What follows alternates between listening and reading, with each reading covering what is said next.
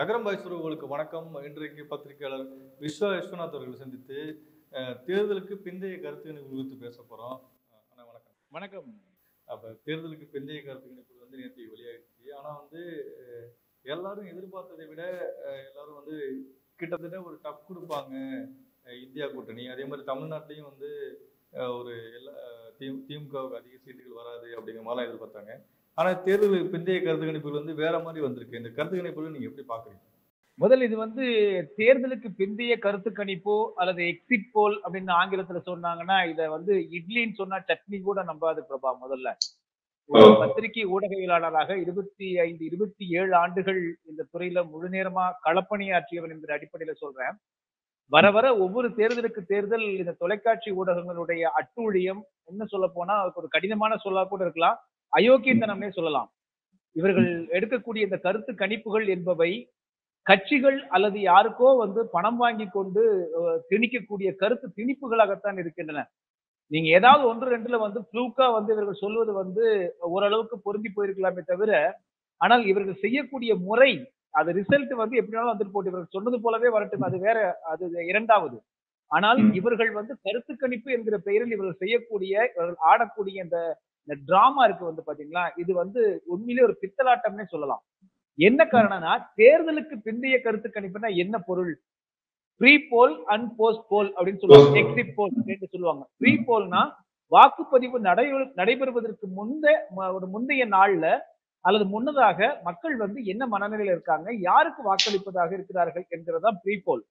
Exit போல்னா வாக்குப்பதிவு செய்துவிட்டு வெளியே வரக்கூடிய, அது எப்படி எடுப்போம்னா ஒரு காலத்துல எல்லாம் எக்ஸிட் போல் எப்படி எடுப்போம் அப்படின்னா, வாக்குப்பதிவு செஞ்சுட்டு வெளியில வரக்கூடிய வாக்காளர்கள்ல அவங்க கிட்ட கேட்போம் நம்ம, ஐயா நீங்க யாருக்கு வாக்களிச்சீங்க? முதல்ல யாருக்கு வாக்களித்தேன் என்று சொல்வதே முதல்ல பாத்தீங்கன்னா, யாருக்கு வாக்களிக்க போறோம்னு சொல்றதும் சட்டப்பூர்வமா, யாருக்கு வாக்களித்தேன்னு சொல்றது சட்டப்பூர்வமா தவறு. இது எப்படி இது எக்ஸிட் போல் ப்ரீ போல்னு இந்திய தேர்தல் ஆணையமும் தலையாட்டுது, அரசாங்கங்களும் கேட்டுக்கொள்கிறது, இது கேட்டு கட்சிகளும் ஆடிக்கொண்டிருக்கிறது அப்படிங்கிறது எனக்கே வியப்பா இருக்கு. சரி, அதையெல்லாம் தாண்டி விருப்பமுடையவர்கள் தான் பேசுவான். எடுத்துக்காட்டா ஒரு வாக்குச்சாவடியில 100 வாக்காளர்கள் இருக்கான்னு வச்சுக்கலாம். அந்த 100 வாக்காளர்கள் வாக்களித்து விட்டு வெளியில வரும்போது அதுல 50 பேர் நான் பேச முடியாதுன்னு தலையாட்டிட்டு போயிருவான்.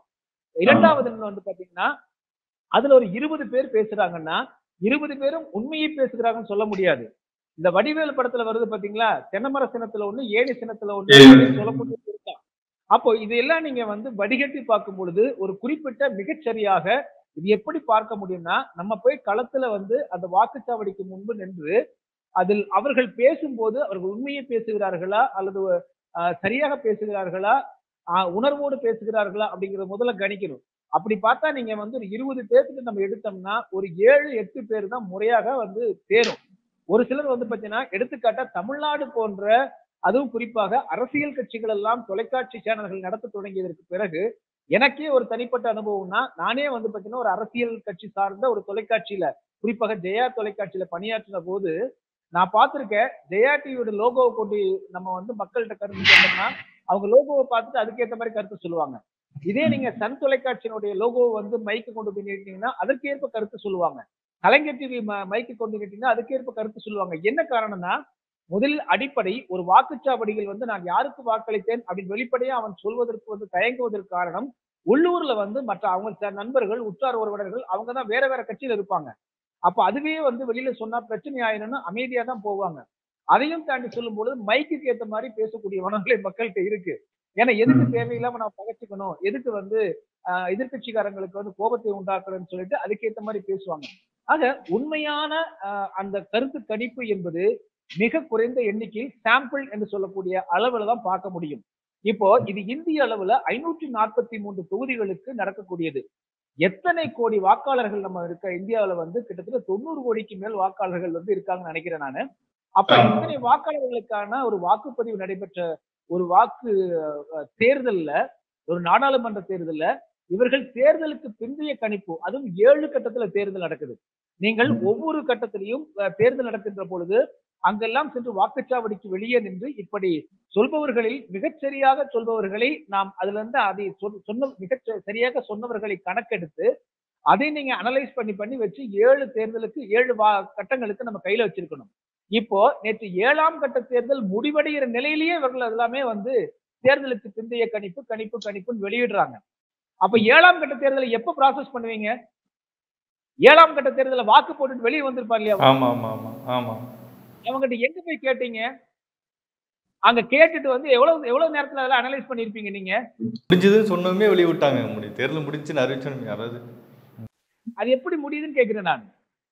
7ஆம் கட்ட தேர்தல் எத்தனை தொகுதிகள் எங்கெங்கெல்லாம் நடந்துச்சு? அதுல இருந்து போன்ல கூப்பிட்டு சொல்லியிருப்பாங்களா? நீங்க ஒரு சாம்பிளிங் அப்படின்னா ஒரு சான்றுகள் எடுக்கிறது அப்படின்னா நீங்க வந்து சோதனை மாதிரிகள் எடுக்கிறது பேர் மாதிரிகள் எடுக்கிறது. மாதிரிகள் எடுக்கிறதுனா எத்தனை பேர்த்த எடுத்திருக்கிறோம் அப்படின்னு கணக்கு வேணும். அப்ப நீங்க 7ஆம் கட்ட தேர்தல நீங்க வந்து எத்தனை பேர்த்த எடுத்து எவ்வளவு அரை மணி நேரத்துல நீங்க எல்லாம் ப்ராசஸ் பண்ணிட்டீங்களா நீங்க? அப்ப 6 கட்ட தேர்தலுக்கு இதுவரை எடுக்கப்பட்ட கணக்குகள் எல்லாம் கணக்கு வைத்து 7ஆம் கட்ட தேர்தல் வாக்குப்பதிவு முடியவே இவர்கள் வந்து பிந்தைய வாக்குப்பதிவு எக்ஸிட் வாக்குப்பதிவுன்னு நம்பர்ஸ் இவங்களே போட்டுக்கிறாங்க. இது அயோக்கியத்தனத்தின் உச்சகட்டம் அப்படின்னு நான் வந்து பகிரங்கமாவே நான் குற்றம் சாட்டுறேன். அது ஒரே ஜேர்னலிஸ்டாவே நான் குற்றம் சாட்டுறேன். இப்ப இதுல சில ஒவ்வொரு தேர்தலுக்கு இது ஆட்டம் அதிகரிச்சுட்டே போயிட்டு இருக்கு. இந்த தொலைக்காட்சி ஊடகங்கள் மற்றும் இந்த கருத்து கணிப்பு நிறுவனங்கள் கமர்ஷியல் நிறுவனங்களால எந்த அடிப்படையில இருக்கிறாங்க? இல்ல இப்ப ஒவ்வொரு கட்சியும் இது மாதிரி நிறுவனங்களை உருவாக்கிக்குதுன்னு நினைக்கிறீங்களா? அவங்க இது மாதிரி நிறுவனங்களை தனக்கு சாதகமான நிறுவனங்களை இது முதல்ல வந்து நீங்க என்ன அவ கட்சி நிறுவனமாவே இருந்துட்டு போட்டுங்க. கட்சி நிறுவனமாகவே இருந்தாலும் அவர்களும் சாம்பிளிங் எடுக்கணும் இல்லையா? சாம்பிளிங் எடுக்கிறதுக்கு வந்து நீங்க மாதிரிகள் எடுப்பதற்கு ஒரு முறை வேணும் இல்ல, ஒரு மெத்தடாலஜி வேணும் இல்ல. அது எப்படி வந்து மாறும்? முறையா நீங்க எடுத்தீங்க அப்படின்னா எடுத்துக்காட்டா நீங்களும் வந்து நீங்க ஒரு செய்தியாளர், நான் ஒரு செய்தியாளர், நம்ம ஒரே பூத்துக்கு 2 பேர் போறோம். நீங்களும் வந்து ஒரு 10 பேருக்கு சாம்பிள் எடுக்கிறீங்க, நான் 10 பேருக்கு சாம்பிள் எடுக்கிறேன். 2 பேருக்கு உண்மையிலேயே அறிவியல் பூர்வமாக நம்ம வந்து சாம்பிளிங் மாதிரி எடுத்து நம்ம அனலைஸ் பண்ணோம்னா சரியா தானே வரணும். ஆமா. இந்த கருத்து கணிப்புல சில பேர் சொல்றாங்க ஏதாவது சயின்டிபிக்கா எடுக்கிறாங்க, சயின்டிபிக்கா இதை வந்து எடுத்து வெளியிடுறாங்கன்னு சொல்றாங்களே. போன்ல எடுக்கிறது பேர் சயின்டிபிக்கா? நான் கேட்கிற 7 மணிக்கு நீங்க வந்து 7ஆம் கட்ட வாக்குப்பதிவு 5 மணி 6 மணிக்கு முடிஞ்சிருக்கு. சில பூத்துகள்ல வந்து 1 மணி நேரம் தாமதமா கூட ஆயிருக்கலாம். ஆனா 7 மணிக்குலாம் நீங்க வந்து எப்படி நீங்க வந்து எக்ஸிட் போல வந்து தேர்தலுக்கு பிந்தைய எக்ஸிட் போலே கிடையாது. இது முதல்ல அதுவே பொய். தேர்தலுக்கு பிந்தைய கணிப்பு அப்படின்னு பொத்தாம் பொதுவா சொல்றாங்களா, அது வேணா எடுத்துக்கலாம். தேர்தல் முடிஞ்சதுக்கு அப்புறம் மக்கள்கிட்ட கேட்டாங்க அப்படிங்கிற அடிப்படையில் எடுத்துக்கலாம். அது எப்படி நீங்க அதுக்குள்ள பண்ணிருக்க முடியும்? சயின்டிபிக்னு என்ன சயின்டிபிக்? சயின்டிபிக்னு ஒரு வார்த்தை சொல்லை மட்டும் பயன்படுத்தினா சயின்டிபிக் கிடையாதுங்க. அதான் எப்படி நீங்க உங்களோட அனுபவத்துல சொல்லுங்க. இப்போ நம்ம போய் எடுக்கிறோம்னு வச்சுக்கோங்களேன், நீங்க முறையா வந்து நம்ம ஒரு மாதிரி எடுக்கணும் அப்படின்னா, நான் ஏற்கனவே குறிப்பிட்டதை போல 100 பேர் கொண்ட ஒரு வாக்குச்சாவடியில 100 பேர்கிட்டயுமே நம்ம கேட்டுதான் ஆகணும். அதுல எவ்வளவு பேர் பதில் சொல்றான் அப்படிங்கிறது கடைசியா தான் ஃபில்டர் ஆகும். அதுல வந்து சொன்னவங்களை எல்லாம் வரிசையா எடுத்து எத்தனை பேர் எந்தெந்த கட்சிகளுக்கு கொடுத்திருக்காங்கிறது நம்ம வந்து சாம்பிளிங் பிரிக்கணும். இவங்க எடுக்கும் போதே என்ன சொல்லுவாங்கன்னா, நீங்க மெத்தடாலஜி அப்படிங்கிற அடிப்படையில இத்தனை கோடி வாக்காளர்கள் இருந்தோம், இதில் 1500 பேர்த்தை எடுத்தோம், 2500 பேர்த்தை எடுத்தோம்ன்றாங்க அவங்க. மொத்தம் இந்தியாவில் எத்தனை கோடி வாக்காளர்கள்?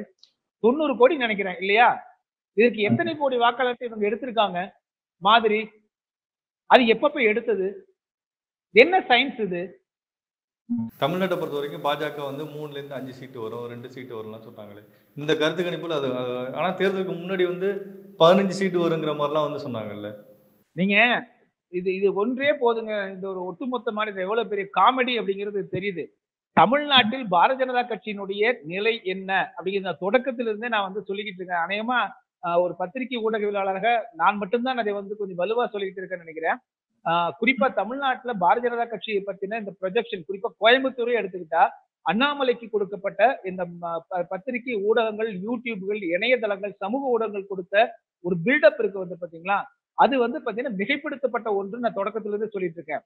களத்தில் வந்து அது தமிழ்நாடு தேர்தல்களை நான் கிட்டத்தட்ட வந்து 1998 இருந்து பலகட்ட தேர்தல்களை வந்து களத்துல பணியாற்றி பார்த்து கொண்டிருக்கக்கூடிய எம்மை போன்ற செய்தியாளர்களுக்கு அது மிகப்பெரிய ஒரு காமெடியா தான் தெரிஞ்சது. களத்தினுடைய நிலவரம் என்ன அப்படின்னு வந்து பார்க்கும் பொழுது நிச்சயமாக இவர்கள் செய்யக்கூடியது எல்லாமே வந்து பாத்தீங்கன்னா ஏதோ மிகைப்படுத்துறாங்க. அவங்கவுங்க கட்சிக்காரன் அவங்கவுங்க ஊடகங்கள் அவங்கவுங்க இணைய பக்கங்கள்ல போட தானே செய்வாங்க அப்படின்னு தான் கடந்து போறோமே தவிர, ஆனால் இது தொலைக்காட்சி ஊடகங்கள் அதையே பிரதிபலிக்கக்கூடியதா இருக்குது அப்படிங்கறதா வந்து பாத்தீங்கன்னா மிகவும் வந்து வந்து ஒரு வேதனை தரக்கூடிய ஒன்றா இருக்கு. இப்ப தமிழ்நாட்டுல வந்து நமக்கு என்ன எடுத்துக்காட்டா வச்சுக்கலாம். இப்ப கோயம்புத்தூரே எடுத்துக்கோங்க. கோயம்புத்தூர்ல வந்து மொத்தம் வந்து 21 லட்சம் வாக்காளர்கள். இந்த தேர்தல்ல வந்து 13 லட்சம் வாக்குகள் பதிவாயிருக்கு. என்னுடைய கேள்வி என்ன, பாரதிய ஜனதா கட்சி என்கிற தனிப்பட்ட கட்சிக்கு எத்தனை லட்சம் வாக்குகள் இங்கே இருக்கின்றன கோயம்புத்தூர் நாடாளுமன்ற தேர்தல? முதல்ல அதை பார்க்கணுமா இல்லையா? 13 லட்சம் வாக்குகள் பதிவாயிருக்கு. இதுல பாரதிய ஜனதா கட்சிக்கு என்று தனித்த வாக்குகள் அப்படின்னு எத்தனை இருக்கு? எடுத்துக்காட்டா ஒரு 2 லட்சம் வாக்குகள் இருக்குமா? நீங்க RSS, விஸ்வ இந்து பரிஷத்து, அப்புறம் இங்க இருந்த குஜராத்தி மக்கள் இருக்காங்க, வடவர்கள் இருக்காங்க, அப்புறம் பொதுவாகவே பாஜக RSS மீது ஈடுபாடு கொண்ட மக்கள் வச்சுட்டா கூட 3 லட்சம் வாக்குகள் வச்சுக்கலாங்க. எடுத்துக்காட்டா நான் சொல்றேன். இதே நீங்க வந்து பாத்தீங்கன்னா திமுக அண்ட் அதிமுக அப்படிங்கிறது நீண்ட நெடுங்காலமா இங்க இருக்காங்க. அவர்களுக்கு என்று ஒரு வாக்கு வங்கி இருக்கு. அவர்களுக்கான வாக்குகள் எத்தனை லட்சம் வாக்குகள் இருக்கும்? அப்ப இந்த 3 அடுத்தது நாம் தமிழர் கட்சி தற்பொழுது வந்து தொடர்ந்து வந்து ஒவ்வொரு தேர்தலிலும் வாக்கு வங்கியை உயர்த்தி கொண்டே இருக்கிறது. அப்ப 4 விதமான 4 முனை போட்டிகள் உள்ள இடத்துல பதிவான 13 லட்சம் வாக்குகள்ல எப்படி வந்து 10 லட்சம் வாக்குகள் வாங்கி வந்து அண்ணாமலை வெற்றி பெறுவாரா? ஒரு லாஜிக் கூட வேண்டாம். இப்ப கோயம்புத்தூர் வந்து பாத்தீங்க அப்படின்னா இந்த ஒரு சயின்டிபிக் கால்குலேஷனே கூட மேத்ங்கிறது சயின்ஸ் தானே. சோ சயின்டிபிக்கல் கால்குலேஷனே நம்ம போட்டாலும் கூட இப்ப நீங்க வந்து என்னன்னா இப்போ திமுக அப்படிங்கிறது வந்து பாத்தீங்கன்னா பொதுவா வந்து கோயம்புத்தூர் போன்ற தொழில் நகரங்கள், சிறு தொழில்கள், குறுந்தொழில்கள் அதிக அளவில் உள்ள நகரங்கள் வந்து பாத்தீங்கன்னா இந்த ஜிஎஸ்டி 28 விழுக்காடு ஜிஎஸ்டிங்கிறது வந்து பாத்தீங்கன்னா 1 லட்சம் ரூபாய்க்கு வந்து 28,000 ரூபாய் வந்து ஜிஎஸ்டி கட்டணும். 10 லட்சம் ரூபாய்க்கு 2,80,000 ரூபாய் வரீங்க. ஏற்கனவே இதனால சிறுமொழி குறுந்தொழில்கள் கோயம்புத்தூர் முழுவதுமே நசிந்து போய் 35,000 குறுந்தொழில்கள் பாதிக்கப்பட்டு புற கடங்காரனா தெரியுறான். இதற்கிடையில தமிழ்நாடு அரசாங்கம் ஏற்படுத்தி இருக்கக்கூடிய இந்த தொடர் மின் கட்டண ஏற்றங்கள் அதனாலே நசிஞ்சு போய் கிடக்கிறான். வட்டி வாங்கி வட்டி கொடுக்க முடியாம இருக்கிறான். இப்படி தொழில் நசிந்து கிடந்து பாரதிய ஜனதா கட்சியை ஆளக்கூடிய இந்திய அரசாங்கத்தின் மீதும் மாநிலத்தில் ஆளக்கூடிய திமுக அரசாங்கத்தின் மீதும் கடும் அதிருப்தி உள்ள கோயம்புத்தூர் தொகுதி மக்கள் எப்படி அண்ணாமலையை வந்து அப்படி தலையில வெற்றி பெற வச்சிருவாங்கன்னு எதிர்பார்க்க முடியுது? இது எந்த கால்குலேஷனுமே இந்த எக்ஸிட் போல்லயோ இந்த தேர்தலுக்கு பிந்தைய அல்ல முந்தைய கணிப்புகள்லாம் வரவே இல்லைங்கிறது தான் வந்து நம்ம பார்க்க வேண்டிய ஒன்றா இருக்கு. எனவே இது சும்மா ஒரு பித்தலாட்டம். பாரதிய ஜனதா கட்சி வந்து என்ன விரும்புறாங்களோ அவர்கள் வந்து எப்படி வந்து மோடி வந்து உட்கார்ந்து வீடியோ கேமராவில் மூலமாகவே கடந்த 10 ஆண்டுகள் வந்து தொலைக்காட்சி ஊடகங்கள் மூலமாக எப்படி வந்து இவர்கள் வந்து விளம்பர ஆட்சி நடத்துகிறார்களோ அது போலதான் இந்த பிந்தைய கணிப்புகள் என்கிற பெயரில் நடத்தப்பட்டதும் ஒரு கேம்பெயின் தான். இந்த பிந்தைய கருத்து கணிப்புகள்ல வந்து நாம் தமிழர் கட்சி எந்த மதிப்பீட்டுல அந்த நிறுவனங்கள்லாம் பாக்குது? நிச்சயமா நீங்க ஒவ்வொரு தேர்தல் தொடர்பான கணிப்புகளையும் வந்து நாம் தமிழர் கட்சி வந்து பாத்தீங்கன்னா முதல்ல அந்த காட்சி ஊடகங்கள் சேர்த்துறதே இல்ல. பிறனே கொண்டு போயிட்டு இருக்காங்க. 30 லட்சம் மற்றவை பிறன் கொண்டு போயிட்டு இருக்காங்க.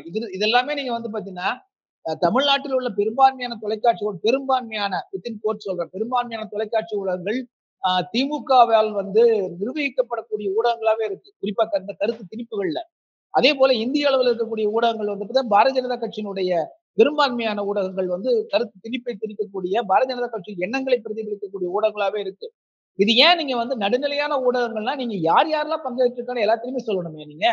அது என்னது எப்ப பார்த்தாலும் வந்து நீங்க பாஜகவை சேர்த்துக்கிறாங்க. தமிழ்நாட்டுல பாஜக என்னமோ வந்து அதிமுக திமுகவை எல்லாம் அதனுடைய வாக்கு வங்கியில உடைத்தெறிந்து விட்டு மேல வந்துட்டு இருக்கிற மாதிரி பாஜகவை சேர்த்துக் கொள்ளக்கூடிய இந்த தொலைக்காட்சி ஊடகங்கள் அதையே நாம் தமிழர் கட்சி சேர்த்திக்க மாட்டேன்றீங்க. இது எவ்வளவு பெரிய வந்து ஒரு பித்தலாட்டம். 30 லட்சம் வாக்குகளை வாங்கியிருக்காங்க. படிப்படியா உயர்ந்து வந்துட்டு இருக்காங்க. இந்த தேர்தலை கடந்த முறையே சொல்லியிருக்கேன் நானு.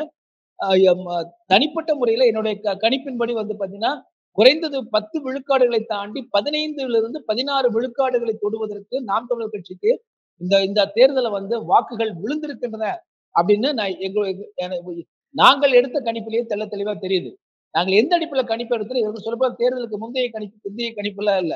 செய்தியாளர்கள், பத்திரிகையாளர்கள், மாவட்ட அளவில் உள்ள எல்லா மாவட்டங்களுடைய செய்தியாளர்களும் களத்துல பணியாற்றி கொண்டிருந்த செய்தியாளர்கள், வாக்குச்சாவடிக்கு வாக்குப்பதிவின் போது இருந்த செய்தியாளர்கள், இவர்களிடமெல்லாம் வரக்கூடிய தரவுகளை அடிப்படையில் அத்தனை மாவட்டங்களிலிருந்து வரக்கூடிய தரவுகள் அடிப்படையில் நாங்கள் எடுத்த கணிப்பின் அடிப்படையில் நம்ம இதை சொல்றோம். அது மட்டும் இல்லாம ஒட்டுமொத்தமாக கேம்பெயின் ஸ்ட்ராட்டஜி எப்படி இருந்துச்சு, பொலிட்டிக்கல் அலையன்ஸ் எப்படி இருந்துச்சு, கூட்டணி எப்படி இருந்துச்சு, கடந்த முறை தேர்தலுக்கு அதிமுகவுடைய ஸ்ட்ராட்டஜி எப்படி இருந்துச்சு, திமுகவுடைய ஸ்ட்ராட்டஜி எப்படி இருந்துச்சு, பாஜகவுடைய ஸ்ட்ராட்டஜி எப்படி இருந்துச்சு, நாம் தமிழர் ஸ்ட்ராட்டஜி எப்படி இருந்துச்சு, என்னவெல்லாம் எடுபடுது அப்படின்னு பலவிதமான காரணிகளை கொண்டு நாம் சொல்வது வந்து இந்த அடிப்படையில நம்ம பேசுறோம். இது கணிப்புன்னு நாங்க சொல்றது இல்ல. இன்னும் சொல்ல போனா அனாலிசிஸ் என்கிற அடிப்படையில தான் நம்ம வந்து நான் சொல்லக்கூடிய இந்த கணிப்பு இருக்கு. அந்த வகையில பார்க்கும்போது நிச்சயமாக 10 விழுக்காடுகளை தாண்டி 15ல இருந்து 16 விழுக்காடுகளை நாம் தமிழர் கட்சி இந்த தேர்தலில் நிச்சயமாக எட்டும் அப்படின்னு நாங்க வந்து உறுதியாவே நம்புறோம். இவ்வளவு நேரம் உங்க நேரத்தை எங்களுக்காக சில டைம் நன்றி, நன்றி பிரபா.